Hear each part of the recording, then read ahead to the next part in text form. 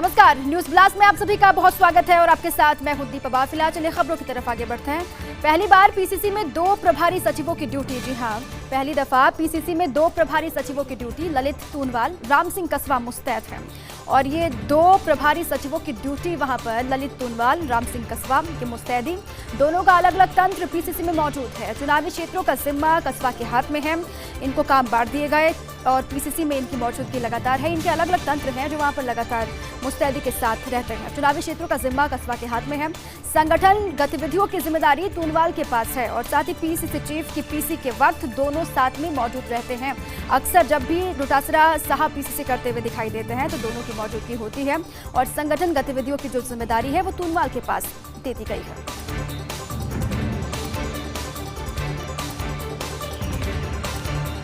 करवट लेती जाट सियासत। जी हां, इन दिनों जाट नेताओं की आवाजाही बढ़ रही है एक आवाज पर। जी हां, करवट लेती दिखाई दे रही है जाट सियासत और इन दिनों जाट नेताओं की आवाजाही बढ़ रही है एक आवाज पर। यह आवाज है पीसीसी चीफ गोविंद सिंह डोटासरा का। जाट राजनीति से जुड़े प्रमुख चेहरे आते हैं, उनसे मिलने के लिए मुलाकातों का सिलसिला लगातार चल भी रहा है। सिविल लाइंस का ये आवाज किसान सियासत का नया केंद्र बन रहा है। महादेव सिंह खंडेला को अक्सर यहाँ पर देखा जा सकता है। अब लगातार जो जाट सियासत का केंद्र है वो डोटासरा का आवाज किस तरीके से बन रहा है वो आप समझिए, क्योंकि लगातार जाट नेताओं की आवाजाही बढ़ रही है और साथ ही ये आवाज डोटासरा साहब का है, सिविल लाइंस का। जाट राजनीति से जुड़े प्रमुख चेहरे यहाँ पर अक्सर दिखाई देते हैं और साथ ही साथ इनमें से महादेव सिंह खंडेला को अक्सर यहाँ पर एक चेहरा है जो देखा उनको जा सकता है डोटासरा की आवाज पर।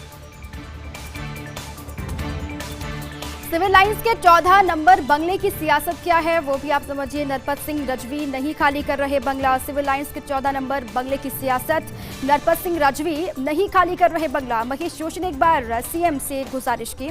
संभव है कि इस बारे में उन्होंने पत्र भी लिखा है सीएम अशोक गहलोत को। खास बात, राजवी ने एमएलए को आवंटित फ्लैट भी ले लिया। राजवी परिवार का तर्क है कि स्वर्गीय शेखावत के दत्तक पुत्र को ये आवंटित है और बहरहाल इस पूरे प्रकरण में महेश जोशी की स्थिति अटपटी बनी हुई है। अब आखिर क्या होगा, आगे किस तरीके से इसमें भी कदम बढ़ाया जाता है। अब पूरे घटनाक्रम को या फिर पूरी प्रक्रिया को अगर आप समझते हैं तो महेश जोशी की स्थिति जो है वो अटपटी कहीं ना कहीं दिखाई दे रही है पूरे प्रकरण में। और इसको लेकर भी कहा जा रहा है कि आवंटन की जो प्रक्रिया है वो पहले से ही, हालांकि कई बातें इसको लेकर भी कही जा रही थी। अब चूंकि सिविल लाइंस के 14 नंबर बंगले की सियासत को हम समझा रहे हैं, नरपत सिंह राजवी फिलहाल बंगला खाली करना नहीं चाह रहे हैं। महेश जोशी ने एक बार सीएम से गुजारिश की है। अब संभव तो कहा यह भी जा रहा है कि उन्होंने हो सकता है कि सीएम को पत्र भी लिखा है। अब आगे क्या होता है, महेश जोशी की स्थिति पर सभी की निगाहें टिकी हुई है। भाजपा में एक चर्चा ऐसी भी, सहाड़ा से घनश्याम तिवारी। जी हां, भाजपा में एक चर्चा ऐसी भी चल रही है, सहाड़ा से घनश्याम तिवारी। इसे केवल पार्टी के लोगों के बीच कहा जा रहा चर्चा का विषय। सहाड़ा चर्चित है ब्राह्मण जाट सीट के तौर पर भी। अक्सर चर्चा सहाड़ा की होती है ब्राह्मण जाट सीट के तौर पर और साथ ही तिवारी के प्रदेश को बड़ा ब्राह्मण नेता कहा जाता है। तिवारी को कहा जाता है कि प्रदेश का वो बड़ा ब्राह्मण नेता है, बड़ा चेहरा है। हालांकि तिवारी मूल रूप से शेखावाटी के निवासी हैं। उनकी कर्म और चुनावी भूमि जयपुर रही। कुछ दिन पहले ही तिवारी बीजेपी में भी आए हैं, आपको याद होगा वो तस्वीरें भी आपके सामने आई थी। उसके बाद से कई चर्चाएं भी शुरू हो गई। कुछ दिनों पहले ही उनकी वापसी हुई है बीजेपी में। अब उसके बाद किस तरीके से इस पूरी खबर पर भी आगे पुष्टि होती है या फिर किस तरीके से बीजेपी बढ़ती है, इस पर लगातार नजर रहेगी। जोधपुर डिस्कॉम मुखिया के एक्सटेंशन से कौन नाखुश है, ये सवाल भी सियासी गलियारों में। जोधपुर डिस्कॉम मुखिया के एक्सटेंशन से कौन नाखुश, चर्चाओं में एमडी अविनाश सिंघवी का एक्सटेंशन फरमान। ऊर्जा विभाग ने अंतिम दिन गुजरने के बाद निकाला फरमान। इस फरमान में सिंघवी को 1 साल का दिया गया एक्सटेंशन, लेकिन एक्सटेंशन आदेश टाइप होने के बाद फिर से हुआ विचार और फिर टाइप आदेश में बाकायदा हाथ से लिखवाई गई ये शर्त, यदि 1 साल पहले निकलता कोई आदेश तो वो ही होगा मान्य। जबकि अजमेर जयपुर डिस्कॉम एमडी के आदेश में ये शर्त थी गौड़। हालांकि एमडी को किसी भी वक्त हटाने के सरकार के पास सर्वाधिकार है, लेकिन आदेश टाइप होने के बाद ये शर्त जुड़वाना आश्चर्यजनक है और इससे हर कोई हैरान भी है।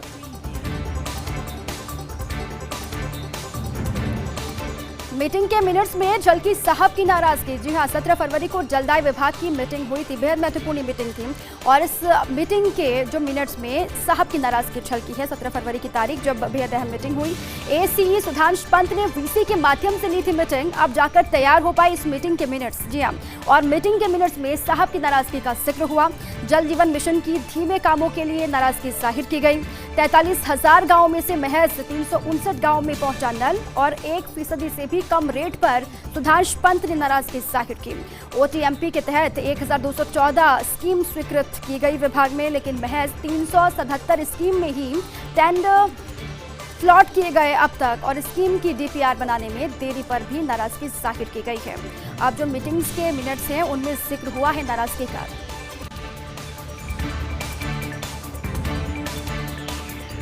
जम्मू और रामगढ़ को बीसलपुर पानी देने का प्रकरण यह है। विधायक गोपाल मीणा ने सीएम के समक्ष उठाया मामला।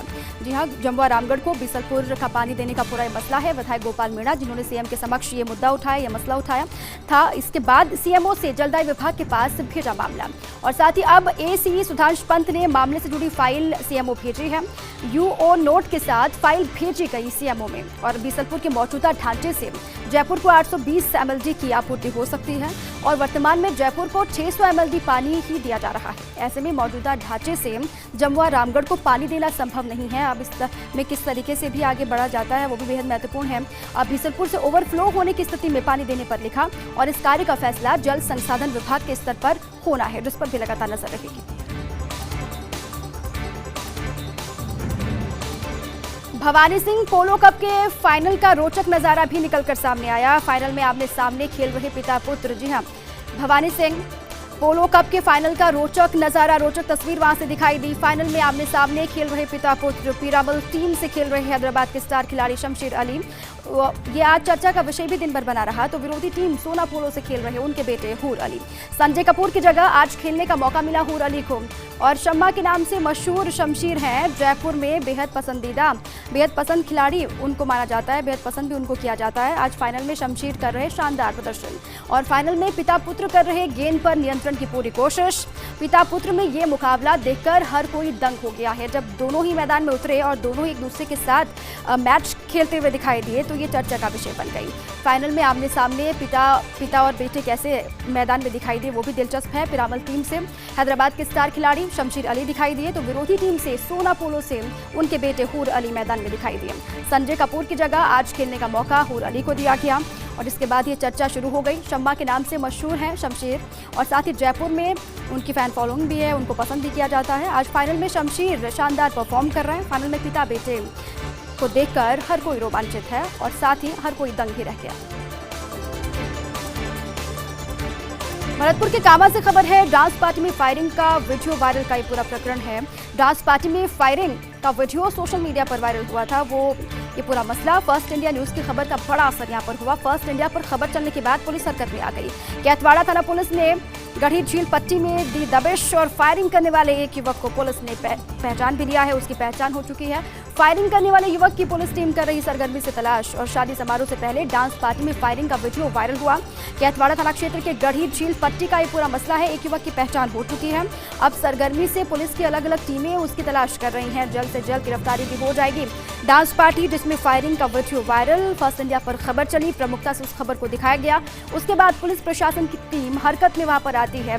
पहचान युवक की हो गई है। बड़ी अपडेट ये है, जल्द ही गिरफ्तारी भी होगी। पुलिस के अधिकारी ये कह रहे हैं सरगर्मी से तलाश अलग अलग टीमें कर भी रही हैं। शादी समारोह से पहले डांस पार्टी हुई थी जिसमें वायरल वीडियो हुआ फायरिंग का। उसके बाद अब पुलिस पूरे मामले की जांच पड़ताल में जुटी हुई है।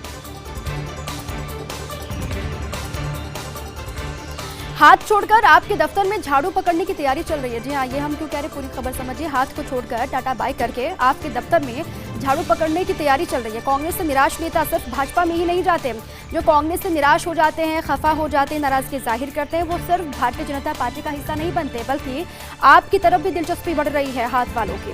आम आदमी पार्टी में भी जा रहे दिल्ली के कांग्रेस पार्षद, दिल्ली के तीनों नगर निगम में कांग्रेसी पार्षद बेचैन हैं।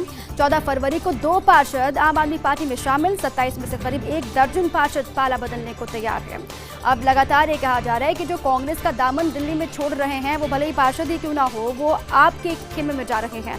लगातार भारतीय जनता पार्टी मौके को भुनाने की पूरी कोशिश में है, पूरी फिराक में है, लेकिन बीजेपी को नकारते हुए आपका हिस्सा हाथ वाले बन रहे हैं, इसीलिए चर्चा भी शुरू हो गई है। आम आदमी पार्टी में भी दिल्ली के कांग्रेस पार्षद लगातार जा रहे हैं, ये सिलसिला भी जारी है। दिल्ली की तीनों नगर निगम में कांग्रेसी पार्षद बेचैन हैं, परेशान है कांग्रेस खेमे से, और 14 फरवरी को 2 पार्षद आम आदमी पार्टी में शामिल हुए। 27 में से करीब 1 दर्जन पार्षद पाला बदलने के लिए तैयार है।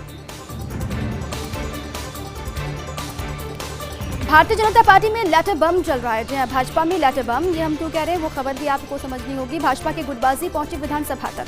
भाजपा में लेटर बम, भाजपा की गुटबाजी विधानसभा तक पहुंच गई। 20 विधायकों ने लिखा प्रदेशाध्यक्ष सतीश पूनिया को खत। पत्र लिखा है 20 विधायकों ने मिलकर प्रदेशाध्यक्ष सतीश पूनिया को। सदन के भीतर पक्षपात होने के आरोप लगाए गए हैं। जो विधायक हैं जिन्होंने खत लिखा है, सदन के भीतर पक्षपात उनके साथ किया जाता है, ये आरोप लगाए गए हैं खत में। उन्होंने कहा कि उन्हें जनता के मुद्दे उठाने का नहीं दिया जा रहा मौका। जनता के सरोकार से जुड़े हुए मुद्दे सदन के भीतर वो उठाना चाह रहे हैं, लेकिन उनको वो मौका सदन के भीतर नहीं दिया जा रहा। इसी को लेकर नाराजगी है और सतीश पूनिया को जो खत लिखा है उसमें भी इस बात का जिक्र किया गया है। नेता और उपनेता प्रतिपक्ष को ऐसी व्यवस्था के लिए कहा जाए जिसमें सभी विधायकों को सदन में बोलने का मौका मिले। जितने भी विधायक सदन के भीतर रहते हैं उन सभी को बारी बारी से मौका मिले और समान मौका मिले, ये उनकी ख्वाहिश है और यही वो चाहते भी हैं। और इस बात का जिक्र पत्र में भी किया गया जो सतीश पूनिया को लिखा गया। कैप्टन ने बताया किसान आंदोलन खत्म करने का उपाय। जी हाँ, कैप्टन अमरिंदर सिंह ने ये बताया है कि किस तरीके से किसान आंदोलन को खत्म किया जा सकता है। अब जिसकी तलाश में हर कोई भी है, ये इंतजार भी किया जा रहा है कि आंदोलन कब खत्म होगा। इसी बीच कैप्टन अमरिंदर सिंह के पास कहा जा रहा है कि वो उपाय है जिससे आंदोलन खत्म हो सकता है। कृषि कानूनों को 18 की बजाय 24 माह तक टाला जाए। अब ये जो होल्ड में केंद्र की सरकार ने कर दिया 18 महीने तक, अब कैप्टन अमरिंदर सिंह ये कह रहे हैं कि 18 की जगह 24 महीने तक उसको होल्ड किया जाए, उसको टाल दिया जाए। इससे खेतों की तरफ लौट सकते हैं किसान। हो सकता है कि ये मास्टर स्ट्रोक साबित हो जाए। हो सकता है कि बड़ी संख्या में जो दिल्ली के अलग अलग बॉर्डर्स पर किसान बैठे हुए वो अपने घर की तरफ लौटे। आंदोलन के बाद पंजाब में पाकिस्तान से आ रहे हथियार। अब ये भी कहा गया कि जब से आंदोलन हो रहा है, आंदोलन के बाद पंजाब में पाकिस्तान से भी हथियार आ रहे हैं। इस मुद्दे पर दिसंबर में गृह मंत्री अमित शाह से भी हुई थी बात। इसी मुद्दे को लेकर, पाकिस्तान से हथियारों की सप्लाई होने को लेकर दिसंबर में गृह मंत्री से भी बातचीत हुई थी। ये कहा है कैप्टन अमरिंदर सिंह ने स्थिति बिगड़ने से पहले निकलना चाहिए बीच का रास्ता। अब ये भी वो कह रहे हैं कि स्थिति कहीं और बिगड़ ना जाए। जो बड़ी संख्या में किसान वहाँ पर बैठे हुए हैं, स्थिति खराब ना हो, उससे पहले ही कोई बीच का रास्ता निकालना होगा। इसलिए केंद्र की सरकार को अपने स्तर पर कदम उठाने होंगे। 24 माह का स्थगन मंजूर कर लेंगे कई किसान संगठन, ये भी कहा जा रहा है। पंजाब के मुख्यमंत्री हैं कैप्टन अमरिंदर सिंह, जो ये सुझाव देते हुए केंद्र की सरकार को दिखाई दे रहे हैं। विश्व मातृभाषा दिवस आज है और मातृभाषा व्यक्ति या समुदाय की होती है सांस्कृतिक पहचान। आज विश्व मातृभाषा दिवस है और मातृभाषा व्यक्ति या समुदाय की सांस्कृतिक पहचान होती है। भाषाओं और बोलियों की समृद्ध विविधता हमारी स्थानीय ज्ञान परंपरा की एक वाहक है और देश में 42 ऐसी भाषाएं हैं जिन्हें बोलने वाले हैं 10,000 से भी कम लोग। अब ये भाषाएं खत्म होने की ओर हैं। ये भाषाएं धीरे धीरे खत्म होती जा रही हैं, जो कि चिंता की बात है। और 4.46% लोगों की मातृभाषा हिंदी है पूरी दुनिया में। और मातृभाषा दिवस आज है और इसीलिए भी चिंता व्यक्त की जा रही है मातृभाषा को लेकर। संस्कृति से जो जोड़कर रखता है, अगर मातृभाषाओं की जो रीच है वो कम होती है तो वो चिंता की बात है। इस पर सोचने की जरूरत है और आज सोचने के लिए खास दिन भी है क्योंकि आज विश्व मातृभाषा दिवस है। नागालैंड विधानसभा में पहली बार राष्ट्रगान। जी हाँ, नागालैंड विधानसभा में पहली दफा राष्ट्रगान हुआ। राज्य घोषित होने के 60 वर्ष बाद राष्ट्रगान वहां पर सुनाई दिया। 1 दिसंबर 1963 को नागालैंड 16वां राज्य घोषित हुआ। नागालैंड विधानसभा में पहली बार राष्ट्रगान और 60 वर्ष बीत गए राज्य घोषित होने के बाद। उसके बाद ये पहली मर्तबा है जब राष्ट्रगान वहां पर सुनाई दिया। 1 दिसंबर 1963 को नागालैंड 16वां राज्य घोषित हुआ और उसके बाद से कभी भी विधानसभा में राष्ट्रगान नहीं गाया गया। इस वर्ष 12 फरवरी को पहली बार राष्ट्रगान वहां पर सुनाई दिया और राज्यपाल के अभिभाषण के मौके पर राष्ट्रगान वहां पर गाया गया।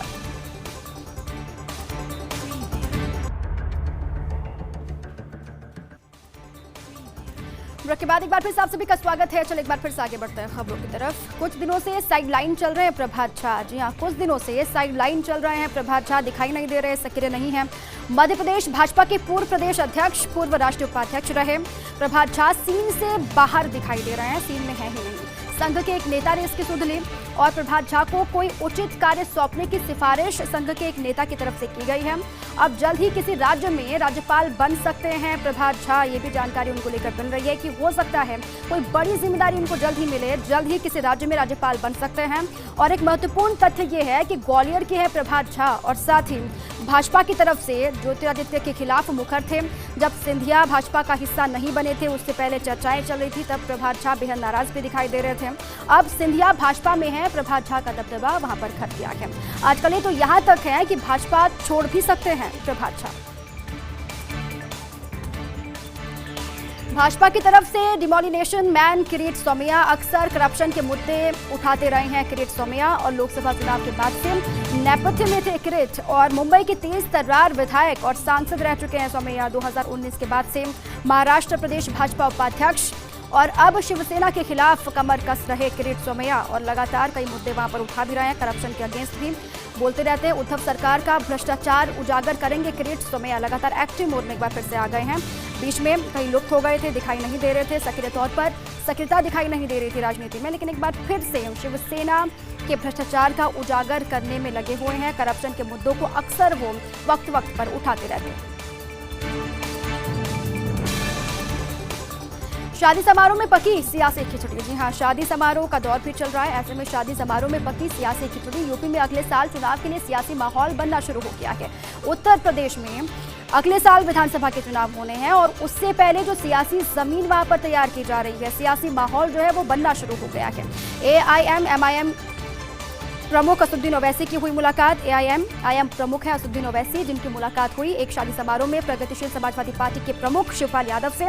उन दोनों की मुलाकात हुई। अक्सर इससे पहले भी जब ओवैसी पहुंचे थे यूपी तो वहां पर मुलाकात हुई थी शिवपाल यादव से। दोनों नेताओं के बीच आधे घंटे तक गुफ्तगू भी हुई और शिवपाल यादव प्रगतिशील समाजवादी पार्टी के प्रमुख भी हैं, मुखिया भी हैं और साथ ही मुलाकात को लेकर यूपी की सियासत में अटकलों का बाजार गर्म हो गया है। अब मुलाकात तो हुई, लेकिन अब क्या चर्चाएं हुई हैं, क्या बात हुई है, किस मुद्दों को लेकर बातचीत हुई ओवैसी और शिवपाल यादव के बीच, इसको लेकर अटकलें शुरू हो गई हैं सियासी गलियारों में।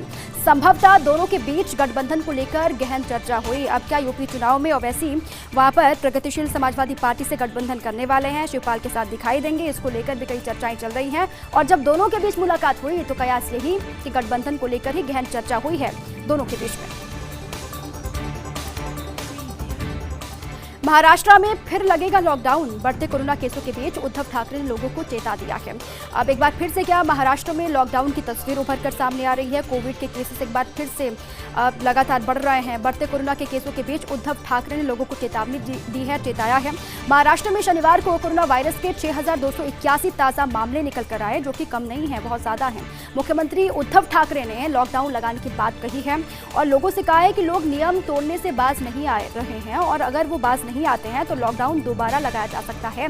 लोगों की लापरवाही जिस तरीके से बढ़ रही है, कोविड का दौर भले ही धीमा हुआ है, कोविड की रफ्तार कम हुई है, लेकिन कोविड अभी भी है, ये समझाने की कोशिश लगातार की जा रही है अलग अलग राज्यों की सरकारों की तरफ से। एक बार फिर से उद्धव ठाकरे ने कहा कि लोग अगर लापरवाही करते रहेंगे, नियम कायदे नहीं मानेंगे, बाज नहीं आएंगे तो फिर लॉकडाउन एक बार फिर से लगाया जाएगा, जिससे महाराष्ट्र के लोगों को परेशानी हो सकती है।